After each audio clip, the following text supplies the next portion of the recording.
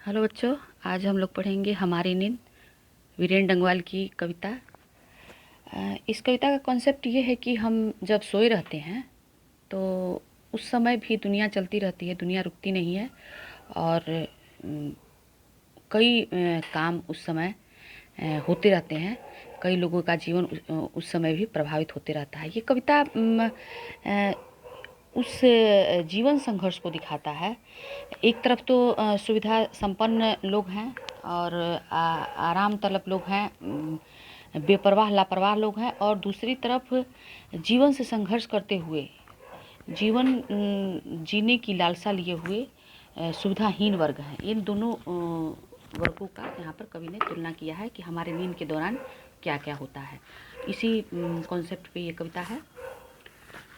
ये कविता अमीर लोग और आराम पसंद लोग के साथ उन लोगों को भी दिखाता है जो सुविधाहीन हैं, जो जीवन के प्रति अपना संघर्ष रखते हैं।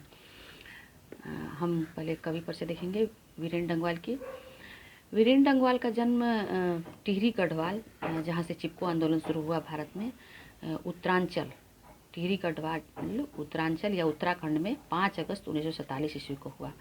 वीरेंद्र डंगवाल एक बहुत ही प्रसिद्ध और जाने माने लेखक हिंदी साहित्य के, और इन्होंने डी लिट की भी एमए तो किया ही, डी लिट की भी उपाधि इनको मिली। और ये 1971 में बरेली कॉलेज में इन्होंने अध्यापन का, मतलब प्रोफेसर का काम किया। और अमृत बाजार एक पत्रिका थी जहाँ उसमें इन्होंने घूमता आईना नामक एक शीर्षक एक स्तंभ निकलता था जिसकी ये रचना करते थे रोज। उसमें कुछ न कुछ अपने विचार इन्होंने लिखा उसमें। और अमर उजाला एक पत्रिका थी जिसमें दैनिक पत्र था, जैसे समाचार पत्र होता है उसी तरह अमर उजाला पत्र में ये संपादकीय सलाहकार के रूप में भी इन्होंने कार्य किया। इनकी दुष्चक्र में सृष्टा रचनाएं जो हम प्रमुख देखेंगे, इसमें 2 प्रमुख रचनाएं हैं इनकी, दुष्चक्र में सृष्टा और इसी दुनिया में। तो इसी दुनिया में इनको रघुवीर सहाय पुरस्कार प्राप्त हुआ। आपको याद रखना होगा, इसी दुनिया के लिए इनको रघुवीर सहाय पुरस्कार प्राप्त हुआ, और दुष्चक्र में सृष्टा के लिए इनको साहित्य अकादमी, हिंदी साहित्य का सर्वोच्च सम्मान साहित्य अकादमी पुरस्कार इनको प्राप्त हुआ। और हमारी आज की जो कविता है हमारी नींद, ये इनकी दुष्चक्र में सृष्टा कविता काव्य संग्रह से लिया गया है। इसको आपको याद रखना है, दुष्चक्र में सृष्टा से हमारी नींद कविता लिया गया है। ठीक है, अब कविता हम लोग पढ़ेंगे। तो यहाँ पे कविता का कॉन्सेप्ट, कविता का केंद्रीय भाव यही है कि जब हम सोए होते हैं या सुविधा संपन्न वर्ग अपने आराम का समय जब उनका होता है, जब वो बेफिक्र और लापरवाही से अपना समय बिताते हैं, उस समय कितनी घटनाएं प्रकृति की होती रहती हैं, इसी चीज़ को इस कविता में दिखाया गया है। तो मेरी नींद के दौरान कुछ इंच बढ़ गए पेड़, कुछ सूत पौधे, अंकुर ने अपने नाम मात्र कोमल सिंहों से ढकेलना शुरू की बीज की फूली हुई छत। भीतर से एक मक्खी का जीवन क्रम पूरा हुआ। कई शिशु पैदा हुए और उनमें से कई तो मारे भी गए दंगे, आगजनी और बमबारी में। यहाँ पर कवि ने यह दिखाने का प्रयास किया है कि जब अमीर लोग या आराम तलब लोग, लापरवाह लोग जब नींद सोते हैं, उस समय भी प्रकृति की दुनिया में कई घटनाएं, भयंकर घटनाएं उसमें कुछ होती रहती हैं और कुछ अच्छी बातें भी होती हैं। जैसे कि पेड़ बीज में जो हम बीज दबाते हैं मिट्टी के अंदर, वो भी निकलने का प्रयास करता है रात में जब हम सोए रहते हैं। इसका मतलब ये हुआ कि हमारे सोने का मतलब ये नहीं कि दुनिया रुक गई, दुनिया उस समय भी चलती रहती है, अच्छी बुरी घटनाएं होती रहती हैं। तो नींद के दौरान कुछ इंच पेड़ का लंबाई या किसी भी बच्चे का, पौधे का, जीव जंतु का, उसका जो उम्र है या उसकी जो लंबाई चौड़ाई है वो बढ़ जाता है। बहुत ही कम ही उस बढ़ता है, लेकिन बढ़ता ज़रूर है। कुछ सूत पौधे और कुछ सूत भी एक तरह के नापने का एक तरीका है, गाँव में नापा जाता है। तो वो भी थोड़े से पौधे भी बढ़ जाते हैं। अंकुर ने अपने नाम मात्र कोमल सींगों से, जब हम कोई बीज लगाते हैं तो एक पतले से डंडे की तरह एक निकलता है कद्दू में विशेष करके, तो वो उसी को यहाँ पे कवि ने यहाँ पर सिंह कहा है उसको, कि अंकुर ने अपने नाम मात्र कोमल सींगों से ढकेलना शुरू किया। तो बीज को हम मिट्टी में दबाते हैं तो मिट्टी को ढकेल के ही बीज का जो तना है वो ऊपर आता है। तो यहीं पे तो वो भी मिट्टी को ढकेलना बीज शुरू करता है हमारी नींद के दौरान जब हम सोए होते हैं।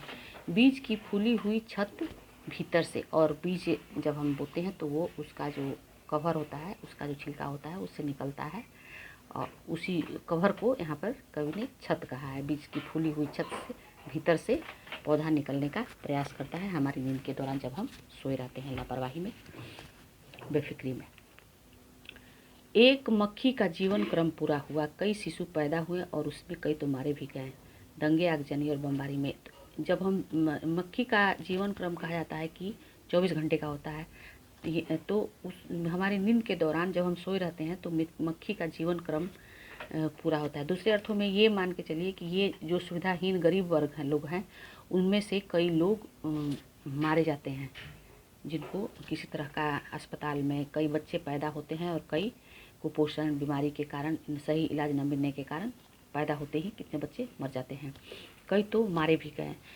और कुपोषण और बीमारी के कारण ही नहीं मरते हैं, दंगे और आगजनी बमबारी में भी ये गरीब लोग ही शिकार होते हैं, अमीर लोग इसके शिकार नहीं होते हैं, सुविधा वर्ग के लोग इसके शिकार नहीं होते हैं।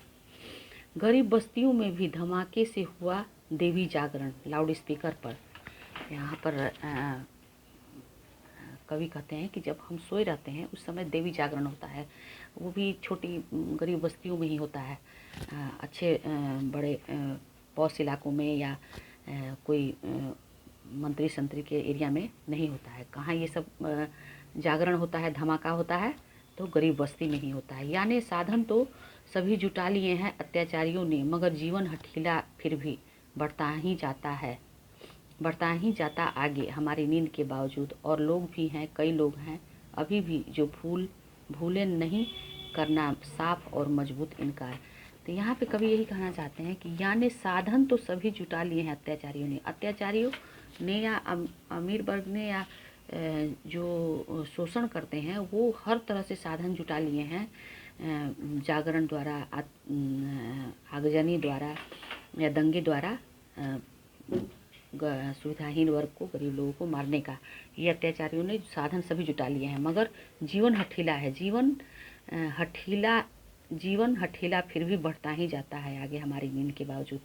हमने एक उदाहरण देंगे, जब लॉकडाउन में लोग बम्बई से कई हजार किलोमीटर पैदल आ रहे थे, महिलाएं, छोटे छोटे बच्चे, पैर एकदम खराब हो जा रहा था। तो इसी बात को इस कवि ने कई साल पहले इस लाइन में कहा है कि मगर जीवन हठीला है, मगर जीवन हठीला फिर भी जो है जीवन बढ़ता ही जाता है, चाहे दुनिया में कुछ भी हो जाए या घर में कुछ भी हो जाए, लोग जीना नहीं छोड़ते हैं। जीवन जो है वो हठीला है, जीवन कभी रुकता नहीं है, जिंदगी कभी नहीं रुकती है, वो आगे बढ़ जाती है। तो जिस तरह लोग आ रहे थे उतने किलोमीटर पैदल चल के, वो असंभव ही था, लेकिन वो जीने की जो लालसा थी उनको उतना दूर चला ले जाती थी।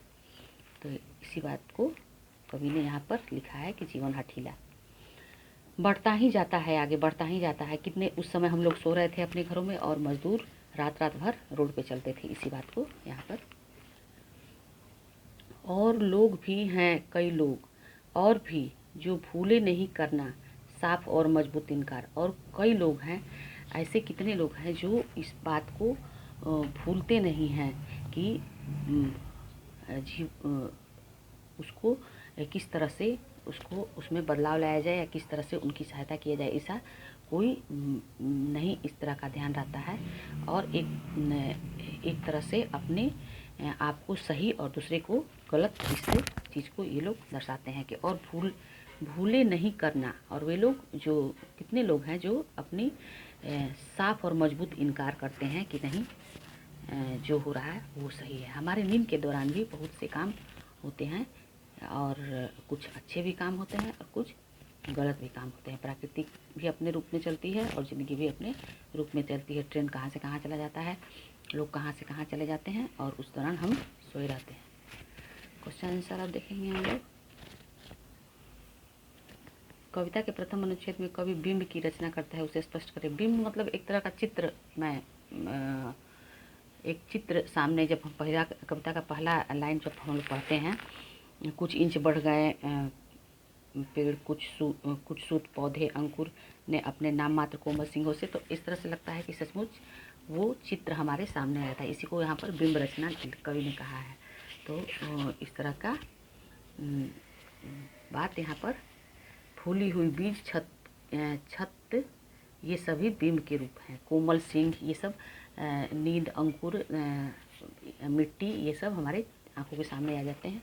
इसी चीज़ को यहाँ पर लेखक ने कहा है। मक्खी के जीवन क्रम द्वारा कवि क्या उल्लेख करना चाहता है, तो निम्न स्तरीय जीवन को यहाँ पर कवि दिखा रहा है कि जैसे मक्खी का जीवन कहाँ शुरू और कहाँ ख़त्म होता है पता ही नहीं चलता, उसी तरह सुविधाहीन वर्ग लोगों का जीवन है कि कहाँ ख़त्म और कहाँ शुरू हो जाता है। कवि गरीब बस्तियों का क्यों उल्लेख करता है, तो कवि गरीब वस्तुओं जहाँ भोजन नहीं है वहाँ पर महोत्सव, पूजा पाठ और जागरण करा के वहाँ पर दंगा और आगजनी कराना ये अत्याचारियों का काम है। ये नेताओं का, सुविधाभोगी लोगों का काम है। कवि किन अत्याचारियों का जिक्र करता है, तो आराम पसंद जो सुविधाभोगी अमीर लोग हैं वो ऐशो आराम से जीवन जीते हैं और अपनी फायदा के लिए गरीबों पे अत्याचार करते हैं। इनकार न करना न भूलने वाले कौन है, इनकार करना न भूलने वाले कौन हैं, तो आज भी हमारे समाज में कुछ ऐसे हठधर्मी हैं, संवैधानिक और वैधानिक स्तर पर कई गलतियां करते जाते हैं और उस गलती को मानते भी नहीं हैं और अपनी भूल से भी वो इनकार करते हैं। इसी बात को यहाँ पर बताया गया है। कवि के शीर्षक की सार्थकता तो बिल्कुल सही है, छोटा शीर्षक है और सटीक है कि हमारे दिन के दौरान क्या क्या घटनाएं होती हैं। तो व्याख्या कई बार हमने बताया है। प्रस्तुत पंक्ति हमारे पाठ्य पुस्तक वीरेंद्र गोदली से है। कविता का शीर्षक है हमारे नींद और लेखक है वीरेंद्र डंगवाल। फिर हम लोग उसकी व्याख्या करेंगे। गरीब बस्तियों में क्या होता है सब लिखा हुआ है, इसको सब सारी चीज़ों को आप लोग अपने कॉपी पे लिखें। कविता में एक भी शब्द ऐसा नहीं जिसका अर्थ जानने की कोशिश करना पड़ा, तो कविता एकदम साधारण भाषा में, सिंपल भाषा में लिखा गया है। इसको किसी भी तरह का शब्दार्थ जानने का इसमें ज़रूरत नहीं है। और समानार्थी शब्द, तो पेड़ का तरु बीज, शिशु का बालक बाल, दंगा का सांप्रदायिकता, सांप्रदायिक युद्ध, गरीब का दीन निर्धन, इस तरह से आप सब इसको अपने कॉपी पे उतार लेना है। इन सारी चीज़ों को भी, कारक चिन्ह को भी उतारना है और वाक्य में प्रयोग करना है। इसको आप लोग पूरे कॉपी पे लिख के इसका नोट्स बना लें और उसको 2 बार 3 बार देखें। ठीक है। God bless you. Thanks for